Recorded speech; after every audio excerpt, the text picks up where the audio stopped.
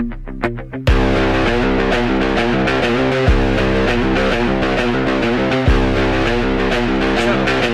Guys, आज एक topic देखेंगे हम, स्टैट्यूटरी बॉडीज। ठीक है, जो नॉन कॉन्स्टिट्यूशनल भी होती है,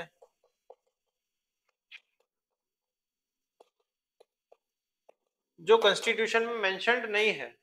these are those body which are not mentioned in the constitution, not mentioned in the constitution are known as statutory bodies या फिर नॉन कॉन्स्टिट्यूशनल बॉडीज। ठीक है, अभी हम स्टैट्यूटरी देखेंगे, इतना लिख लेना। चलो, पहली क्या है भाई? सबसे पहले सर हाय हेलो नहीं किया, मेरा नाम मंथन है, मैं ब्रह्मास्त्र से हूँ। हाय हेलो हो गया भाई। चलो, नेशनल ह्यूमन राइट कमीशन। देखो ये छोटा वीडियो है, इसमें क्विक रिवीजन हो जाएगा आपका और सब क्विक हो जाएगा। 2 मिनट में मैगी वाला भी आजकल बहुत चल रहा है, तो हालांकि मैं तो मानता नहीं हूँ। शॉर्ट प्लेजर और नो प्लेजर, प्लेजर और तृप्ति, तृप्ति आर एवरलास्टिंग, इटर्नल। ये क्या है? NHRC, national human rights commission. ये स्टेट ह्यूमन राइट कमीशन, ठीक है। ये नेशनल ह्यूमन, अभी ये दो देखते हैं बस, national human right commission and state human right commission. क्या है भाई? It is a statutory body. Statutory body 1993 में बनी थी पार्लियामेंट के एक्ट से। चेयरमैन और मेंबर्स क्या होंगे? ठीक है, चलो ये चेयरमैन मेंबर छोड़ दो। नेशनल ह्यूमन राइट कमीशन और स्टेट ह्यूमन राइट कमीशन का क्या है, मतलब फंक्शन क्या है? What is its function? लिख लेना। फंक्शन इज बेसिकली कि ह्यूमन राइट्स को प्रोटेक्ट करना, ह्यूमन राइट्स देना, कि बताना कि ये तुम्हारे ह्यूमन राइट्स है। अगर कोई वायलेट कर रहा है तो उसके सामने जाना कि भाई ये तो नेशनल, ये ह्यूमन राइट्स का वायलेशन है। तो हमेशा पुलिस वालों के सामने देखते होंगे कि पुलिस वाले थोड़े लिमिट में रहते हैं। उसका रीजन है कि भाई ह्यूमन राइट्स वाले बहुत तंग करते हैं कि भाई नहीं नहीं, ये प्रिजनर्स को ऐसे नहीं वैसे नहीं। तो ह्यूमन राइट्स को बचाना है, तो क्या भाई उनका फंक्शन यही है। तो एक नेशनल लेवल पे भी है नेशनल ह्यूमन राइट कमीशन, एक स्टेट लेवल पे है स्टेट ह्यूमन राइट कमीशन। अब उसके चेयरमैन और मेंबर्स देखते हैं। चेयरमैन कौन होता है? एक रिटायर्ड जज, मतलब चीफ जस्टिस ऑफ इंडिया। तो सर्विंग होना चाहिए या रिटायर्ड होना चाहिए? सर्विंग और रिटायर्ड जजेस ऑफ सुप्रीम कोर्ट, सर्विंग और retired chief justice of high court, 2 person with special knowledge plus 4 ex officio members. Ex officio members, ex officio chairman of Rajya Sabha कौन था? याद करो, ex officio chairman of Rajya Sabha was vice president of India. Okay, ex officio chairman of Rajya Sabha. तो यही है serving और retired जजेस of supreme court, serving और retired chief justice of high court. तो ये सारे क्या है भाई? चेयरमैन और मेंबर है। अपॉइंटमेंट, ए मतलब अपॉइंटमेंट, आर मतलब रिमूवल। अपॉइंट कौन कर सकते हैं उनको? प्रेसिडेंट। रिमूव भी प्रेसिडेंट करेंगे। इनको इलेक्ट करने के लिए, इन सारे मेंबर्स को इलेक्ट करने के लिए एक कौन से मेंबर्स की कमिटी होगी? तो कमिटी होती है, वो उन लोगों को अपॉइंट करते हैं। Sorry guys. तो कमेटी में कौन होता है? Prime minister, union home minister, speaker of Lok Sabha, deputy chairman of Rajya Sabha, leader of opposition of both the houses. ठीक है, तो ये सारे मेंबर्स की कमेटी मिलके अपॉइंट करती है इनको, मतलब रिकमेंड करेगी, फिर इनको अपॉइंट करेंगे। ठीक है, प्रेसिडेंट तो बस साइन करेंगे कि हाँ ओके मैं मानता हूँ। टर्म क्या है? 5 साल का, 5 ईयर और 70 ईयर्स। ठीक है, 5 ईयर और 70 ईयर, मतलब या तो 5 साल के लिए या 70 की एज तक, जो पहले आएगा वो खत्म। Not eligible for further employment. ठीक है, जैसे यूपीएससी में भी यूपीएससी के chairman were not eligible for further employment. ठीक है, CAG were not eligible for further employment. The same way chairman of national human right commission is also not eligible for further employment.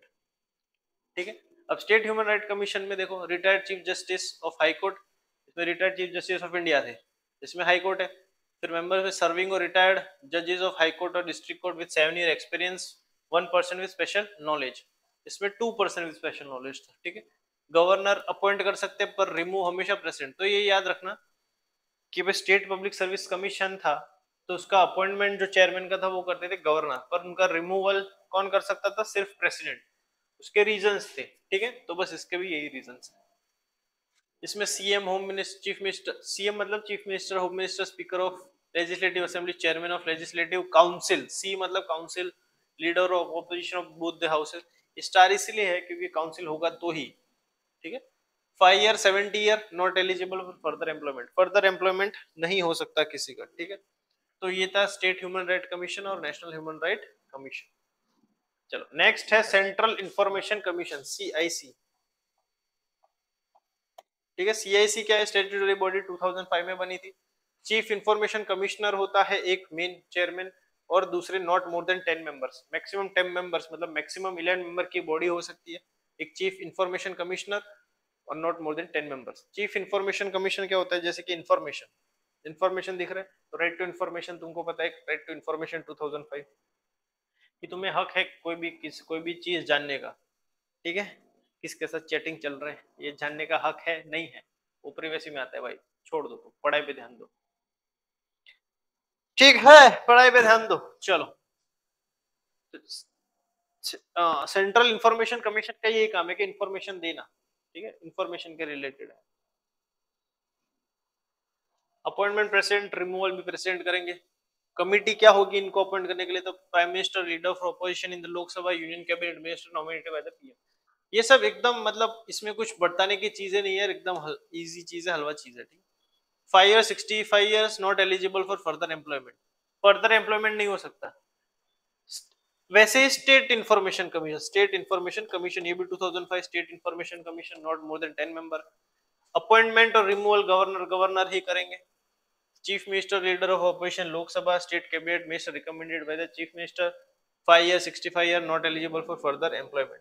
देखो further employment किसी का नहीं हो रहा है मतलब एक नोटिस पैटर्न करो, नोटिस पैटर्न करो, वाओ, पैटर्न नोटिस करो कि जितनी स्टैट्यूटरी बॉडी है उसमें क्या हो रहा है कि फर्दर रीअपॉइंटमेंट के लिए कोई एलिजिबल नहीं हो रहा है। एक बार आया गया कि भाई 65 और 70 जितनी तो बड़ी बड़ी एजेस में उनको काम करवा रहे हैं, तो ज्यादा लोड नहीं देना है और दूसरे भी फैक्टर्स और पैरामीटर्स ध्यान रखने हैं, ठीक है। तो ये याद रखना 4 बॉडीज।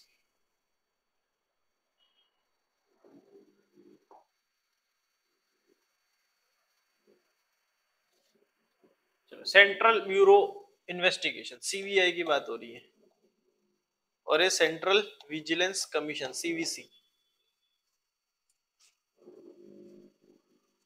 ठीक है। Central bureau of investigation not a statutory body, 1963 में बनी थी, ठीक है। सीबीआई का काम क्या है भाई कि कोई भी क्राइम होगा, सही, ठीक है, इन्वेस्टिगेशन अच्छा, इंडिया की सबसे सुप्रीम इन्वेस्टिगेशन एजेंसी है ये, ठीक है। ये होम मिनिस्टर के अंदर आती है, it comes under home ministry, ठीक है। पीएमओ के अंदर डायरेक्ट पीएमओ कांटेक्ट करते हैं होम मिनिस्टर, ठीक है। CBI not a statutory body, statutory body नहीं है भाई, 1963 में बनी थी। एक डायरेक्टर होता है सीबीआई का और एडिशनल डायरेक्टर्स भी होते हैं, ठीक है, सीबीआई के। अपॉइंटमेंट और रिमूवल कौन करता है? सेंट्रल गवर्नमेंट, मतलब पीए, प्राइम मिनिस्टर ऑफिस से सीधा सब होता है। कमिटी में मतलब इनको अपॉइंट करने के लिए कमिटी में कौन कौन होता है? तो भाई prime minister, leader of opposition in Lok Sabha, chief justice of India और जजेस of supreme court nominated by the chief justice of India. Term इनका सिर्फ 2 साल का रहता है, टर्म इनका बस 2 साल का रहता है। तो सेंट्रल ब्यूरो इन्वेस्टिगेशन मतलब देश की सबसे सुप्रीम इन्वेस्टिगेशन बॉडी है, क्राइम्स इन्वेस्टिगेट करती है, उसमें कोई भी क्राइम हो गया, ठीक है, बड़े से बड़ा मतलब हैवी क्राइम्स हो जाते, ठीक है। चलो सेंट्रल विजिलेंस कमीशन, तो विसल ब्लोअर, विजिलेंस मतलब थोड़ा चौकन्ना रहना कि भाई विजिलेंट रहना, ठीक है। विसल ब्लोअर मतलब ऐसे सीटी बजाना, विसल ब्लो करना मतलब सीटी बजाना, बताना कि ये काम ऐसे ऐसे हो रहा है चुप चुप के, ठीक है। Neither a constitutional nor statutory, शुरुआत में ऐसा था पर अभी स्टैट्यूटरी स्टेटस मिला 2003 में, ये बनी थी 1964 में, जस्ट सीबीआई के बाद। सेंट्रल विजिलेंस कमिश्नर होगा एक, not more than 2 vigilance commissioner, 2 से ज्यादा नहीं हो सकते, मतलब मैक्सिमम 3 मेंबर्स हो सकते हैं। विजिलेंस का मतलब समझ आ गया कि भाई चौकन्ना रहना, सतर्क रहना, बताना कि ऐसा कुछ ऐसा ऐसा काम हो रहा है अंदर अंदर, ठीक है। तो सेंट्रल गवर्नमेंट ने एक ऐसी बॉडी बनाई। प्रेसिडेंट कर सकते हैं, रिमूव भी अपॉइंट भी, दोनों प्रेसिडेंट करेंगे। कमिटीज में कौन कौन होंगे, तो PM, union minister of home affairs, leader of opposition from the Lok Sabha. 4 साल या फिर 65 year, not eligible for further employment, ये फर्दर हो सकते हैं, सीवीसी में नहीं हो सकते। इसमें एक चीज आपने देखो कि हर किसी में लीडर ऑफ ऑपोजिशन को तो रखा ही है लोकसभा के। लोकसभा मतलब हाउस ऑफ पीपल है। Lok Sabha is the house of people. House of people का मतलब क्या, भी लोगों का घर, लोगों ने डायरेक्टली इलेक्ट किया है। तो जो पावर में होंगे, जैसे कि रूलिंग पार्टी, तो उनकी तो गवर्नमेंट है ही, तो बायसनेस ना आ जाए और ट्रांसपेरेंसी रहे, इसलिए लीडर ऑफ अपोजिशन को भी रखते हैं, क्योंकि उनको भी इन्वॉल्व करते हैं, ठीक है। तो भाई बैलेंस बना रहे, फिर ये ना हो कि वन साइडेड हो जाए, डेमोक्रेसी खतरे में आ जाए, ये वगैरह वगैरह सब ना हो जाए, इसलिए, ठीक है। दूसरा मैं क्या बता रहा था, एक और चीज है, अभी आजकल एक बहुत ही फेमस इंस्टीट्यूशन है ईडी करके।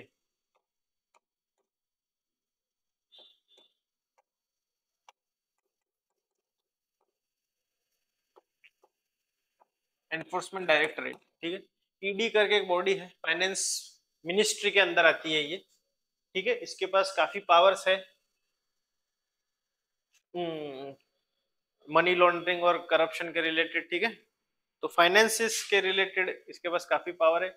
इट्स एन बॉडी, ठीक है, against financial frauds and stuff. तो फिर इस पे थोड़ा देखना पढ़ना तुम लोग, ईडी, ठीक है। चलो, बाकी ये सारी स्टेट्यूटरी बॉडीज थी, इससे ज्यादा कुछ काम का है नहीं वैसे। ऑनलाइन कभी मन करे तो आओ ऑफलाइन, और ना करे तो यूट्यूब पे देखो, ठीक है। It's more than enough. चलो, take care, bye bye, tata, मिलते हैं।